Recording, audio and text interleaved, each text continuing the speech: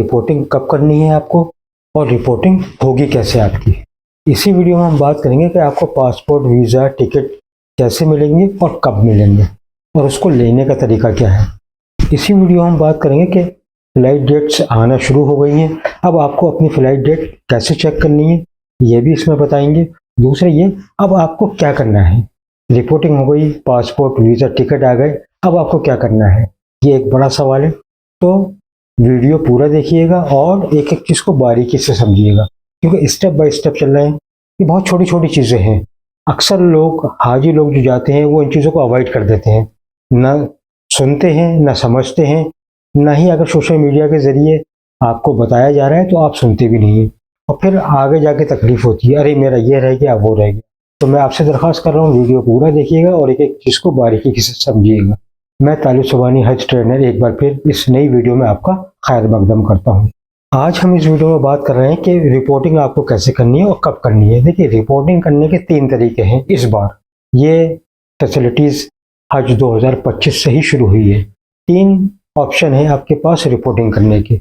एक, हज सुविधा ऐप के ज़रिए आप रिपोर्टिंग कर सकते हैं। दूसरे, लॉगिन करके, जब आपने फॉर्म भरा था उसका जो लॉगिन करके आपने फॉर्म भरा था वहीं लॉगिन करके आप वहाँ भी रिपोर्टिंग कर सकते हैं ऑनलाइन जाकर।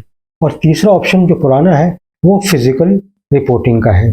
तो फिज़िकल रिपोर्टिंग का क्या तरीका होता है, तो देखिए, मैंने पिछली वीडियो में बताया था कि आपने पहली जो इंस्टॉलमेंट जमा करी 1,30,000 के करीब, उसकी आपने पे इन स्लिप अपने अपने हज स्टेट कमेटी के ऑफिस भेजी। दूसरी इंस्टॉलमेंट जो आपने जमा करी और तीसरी इंस्टॉलमेंट जो आपने जमा करी उसकी मैंने स्लिप आपसे मना किया था कि वो अपने अपने स्टेट हज कमेटी के ऑफिस नहीं भेज दी है। और ये भी मैंने बताया था पिछली वीडियो में कि इन स्लिप का होना क्या है ये मैं आगे चल के बताऊँगा। तो अब वो वक्त आ गया है।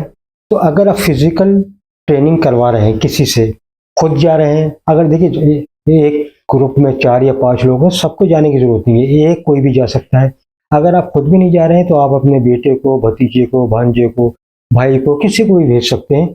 और क्या क्या चीज़ें लेके जानी होगी फिज़िकल रिपोर्टिंग के लिए वो सुनते रहिए।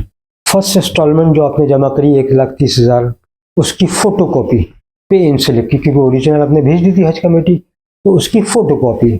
दूसरी इंस्टॉलमेंट जो आपने जमा करी 1,42,000, उसकी हज कमेटी की जो कॉपी है, क्योंकि 2 आपके पास है, आपकी पर्सनल और एक हज कमेटी की, तो हज कमेटी की ओरिजिनल कॉपी।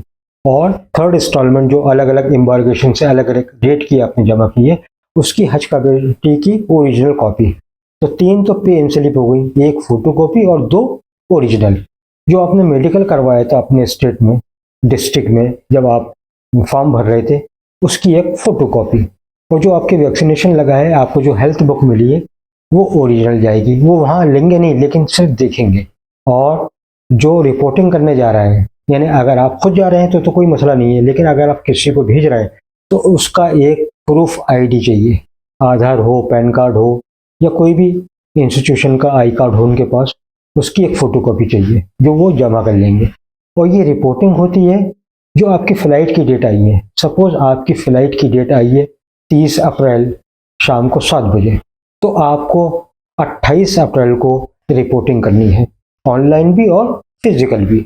जो कवर नंबर का आप स्टेटस देख रहे हैं उसमें डेट ऑफ फ्लाइट, जाने वाली फ़्लाइट आ रही है और उसका टाइम आ रहा है।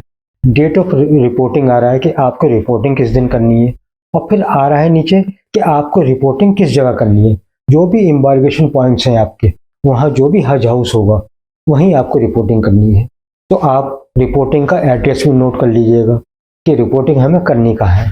तो जैसे कि मैंने बताया कि रिपोर्टिंग अभी आपको नहीं करनी है, डेट ऑफ रिपोर्टिंग आपके कवर का जो स्टेटस है उसमें लिखा हुआ है, उसी दिन करनी है। अब सपोज आपने सुबह 10 बजे, यानी 30 तारीख की फ़्लाइट थी, तो आपने 28 तारीख को रिपोर्टिंग करने के लिए सुबह 10 बजे अपनी साइट खोली या हज सुविधा ऐप खोला या ऑनलाइन, तो वहाँ शो नहीं हो रहा है। अब आप परेशान हो रहे हैं कि ये तो ऑनलाइन हो ही नहीं रही है, तो उसमें परेशान होने की ज़रूरत नहीं है। सपोज़ आपकी फ़्लाइट शाम को 7 बजे है 30 तारीख में, तो हो सकता है आपकी रिपोर्टिंग 28 तारीख में शाम को 7 बजे से शाम को 7 बजे से शुरू हो, या सुबह भी शुरू हो सकती है। तो इसमें टेंशन लेने की कोई बात नहीं है, यानी कि पूरा दिन है आपके पास आप 2-3 बार चेक करके देख लीजिएगा। तो ये हुआ रिपोर्टिंग करने का तरीका हज सुविधा ऐप से, ऑनलाइन और फिजिकल। अब आपने रिपोर्टिंग कर दी, यानी कि आपने अपनी सीट कंफर्म कर ली। अब ये सीट कैंसिल नहीं हो सकती, क्योंकि आपने अपनी रजामंदी जाहिर कर दी कि हम इस फ्लाइट से जाने को तैयार हैं। तो अब आपकी फ्लाइट अगर छूट गई तो नुकसान आपका होगा। तो आपकी सीट कंफर्म्ड हो गई। रिपोर्टिंग करने के बाद दूसरे दिन आप अपना स्टेटस देखेंगे तो आपकी सीट के आगे कंफर्म्ड लिख के आ रहा होगा, यानी कि सेलेक्टेड के बाद कंफर्म्ड लिख के आ रहा होगा कि आपने अपनी फ्लाइट कंफर्म्ड कर दी। अब दूसरा मरहला आता है कि आपको पासपोर्ट, टिकट्स, वीज़ा और दूसरी चीज़ें क्या क्या मिलती हैं और कब मिलेंगी। तो इस सिलसिले में मैं आपको बताता चलूँ। बात मैं फिर वही कह रहा हूँ कि एक एक चीज़ को बार बार रिपीट करके देख लीजिएगा और समझिएगा बारीकियाँ। अक्सर हाजी लोग यही गलतियाँ कर जाते हैं और जब फ्लाइट में बैठते हैं तो ये कागज़ रह गया, ये कागज़ रह गया, ये तो हमें मिला ही नहीं, ये सब शिकायतें होती हैं और फिर बहुत परेशान होते हैं हाजी। तो इसलिए एक एक चीज़ को बड़ी बारीकी से समझिएगा और रिपीट करके देख लीजिएगा। अब देखिए, आपके सब डॉक्यूमेंट्स इंक्लूडिंग पासपोर्ट आपकी फ़्लाइट से ठीक 24 घंटे पहले मिलेंगे। सपोज़ आपकी फ़्लाइट 1 मई को शाम को 8 बजे है और आपकी फ़्लाइट के नंबर भी लिख के आ रहा होगा। अगर सऊदी एयरलाइंस है आपकी फ़्लाइट तो लिख के आ रहा होगा SV3701। कोई भी फ़्लाइट हो सकती है, मैंने एग्जाम्पल दी। तो फ़्लाइट का नंबर लिख के आ रहा होगा, डेट ऑफ फ्लाइट आ रहा होगा और फ्लाइट की टाइमिंग क्या है ये लिख के आ रहे होंगे। तो सपोज़ आपकी फ़्लाइट्स 1 मई को शाम को 8 बजे है, तो आपको जो टिकट्स वगैरह जब मिलेंगे, पासपोर्ट जो मिलेंगे, वो ठीक एक दिन पहले यानी 24 घंटे पहले 30 अप्रैल को मिलेंगे रात को 8 बजे। ऐसा नहीं 30 अप्रैल को सुबह 8 बजे मिलना शुरू हो जाएंगे, ये दोपहर में मिलना शुरू हो जाएंगे। ठीक 24 घंटे पहले, मतलब 1 मई को रात को 8 बजे फ्लाइट है तो आपके पासपोर्ट, वीज़ा, टिकट 30 अप्रैल को रात को 8 बजे आपकी विंडो खुलेगी। आपके एम्बार्गेशन पॉइंट पे जो भी हज हाउस है, जहाँ का आपको एड्रेस दिया हुआ है रिपोर्टिंग का, वहीं टिकट मिलेंगे। तो आप जाइए, लाइन में लग जाइए। अब आप खुद भी जा सकते हैं या अपने किसी रिश्तेदार को भी भेज सकते हैं। अगर आपने रिपोर्टिंग ऑनलाइन की है तो आपको वही डॉक्यूमेंट्स लेके जाने होंगे जो मैंने बताया था फिजिकल रिपोर्टिंग में लेके गए थे। यानी क्या क्या, तीनों pay in slip, 2 original, 1 photocopy, medical certificate की फोटोकॉपी, हेल्थ बुक ओरिजिनल और 1 फोटोकॉपी भी ले जाइएगा। कवर नंबर का स्टेटस और जो आपने रिपोर्टिंग की है उसकी स्लिप, वो ऑनलाइन भी निकल सकती है और ऑफलाइन जब फिजिकल जमा करेंगे वो तो एक स्लिप देते ही हैं आप कि इनकी रिपोर्टिंग हो गई। तो ये सब डॉक्यूमेंट्स और जो टिकट वगैरह लेने जा रहा है उसका एक ओरिजिनल आईडी प्रूफ और 1 फोटोकॉपी, यानी वही डॉक्यूमेंट्स हैं। अगर आपने फिजिकल रिपोर्टिंग की है तो उस वक्त जो डॉक्यूमेंट्स ज़रूरत थी तो यहाँ पर ज़रूरत नहीं है, क्योंकि आपने सब पेपर पहले रिपोर्टिंग के वक्त दे दिए। लेकिन अगर आपने ऑनलाइन रिपोर्टिंग की है तो वो पेपर्स पासपोर्ट लेते वक्त आपको जमा करने पड़ेंगे। फ़र्क समझ गए आप? अगर आपने रिपोर्टिंग ऑनलाइन की है तो पासपोर्ट, वीज़ा, टिकट लेते वक्त आपको ये डॉक्यूमेंट्स जमा करने पड़ेंगे। और अगर आपने फिजिकल रिपोर्टिंग की है तो आपको इस वक्त कुछ लेकर नहीं जाना, सिर्फ अपने एक आईडी प्रूफ लेके जाना है और जो रिपोर्टिंग की जो स्लिप आपको दी थी वहाँ पर काउंटर से, जब आपने फिजिकल रिपोर्टिंग की थी, वो लेकर जाना है।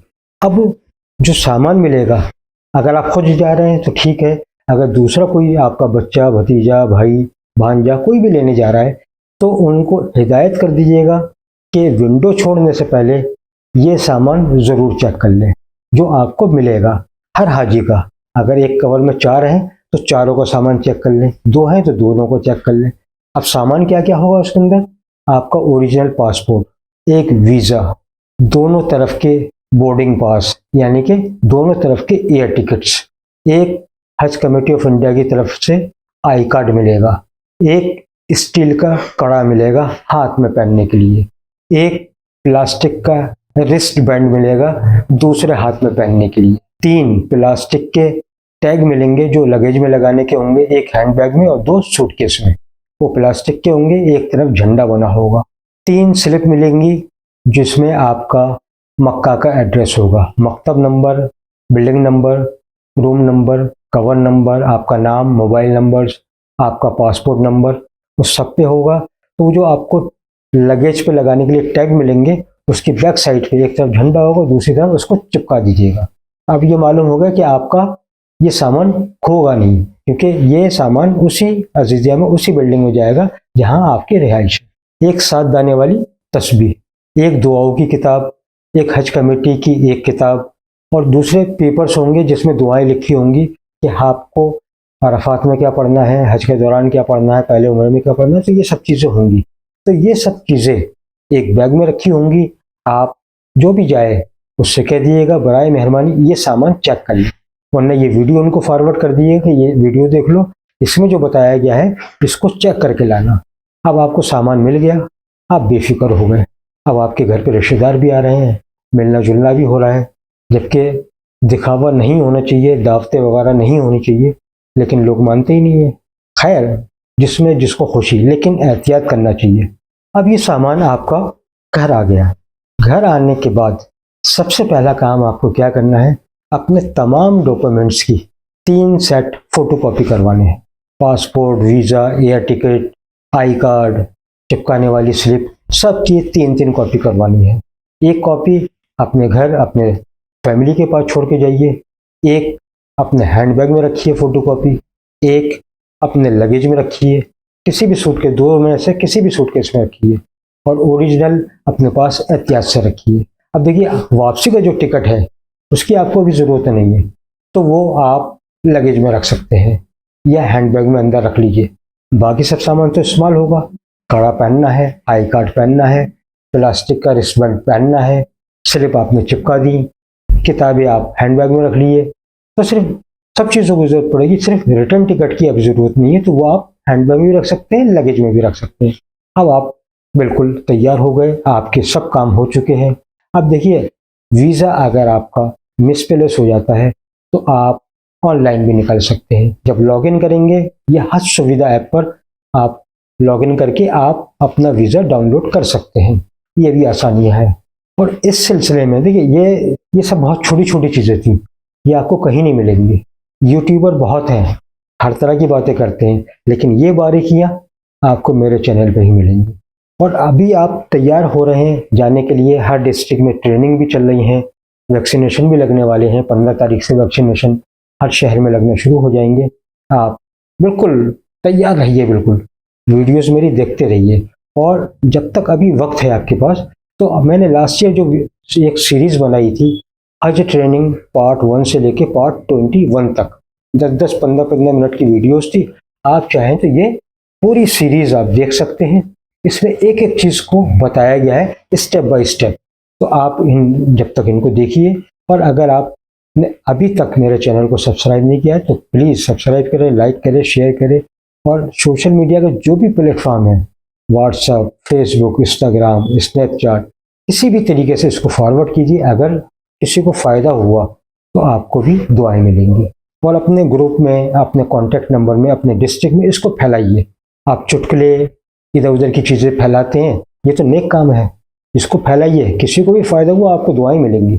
और चाहें तो आप ये QR कोड स्कैन कर सकते हैं, इसमें आपको बहुत यूज़फुल वीडियोस मिल जाएंगी।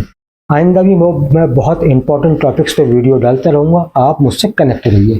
तो देखिए, हम दुआ करते हैं कि जो भी हाजी हजरात इस बार हज के लिए जा रहे हैं, अल्लाह उनके पूरे सफ़र को कामयाब कर दे, उनके हज को कबूल फरमा ले। और जो भी सफ़र के दौरान वो एक एक दुआएं करें, उनकी वो दुआएं अपनी बारगाह में कबूल फरमा ले। और जो अभी तक महरूम है अल्लाह के घर से के दीदार के, अल्लाह उनको भी जल्द से जल्द ज़ियारत नसीब फरमा। और दुआ कीजिए, खुसूसी दुआ कीजिए, यहाँ भी दुआ कीजिए, मदीने में भी जाके, हरम में भी जाके दुआ कीजिए कि अल्लाह हमारे बच्चों में नमाज पढ़ने का शौक़ पैदा कर दे, कुरान की तिलावत करने का शौक़ पैदा कर दे। आमीन सुम्मा आमीन। आप भी कमेंट बॉक्स में आमीन ज़रूर लिखते रहिएगा, ताकि आप भी दुआओं में शामिल हो जाए। अभी तक के लिए इतना ही। अल्लाह आपका निगहबान।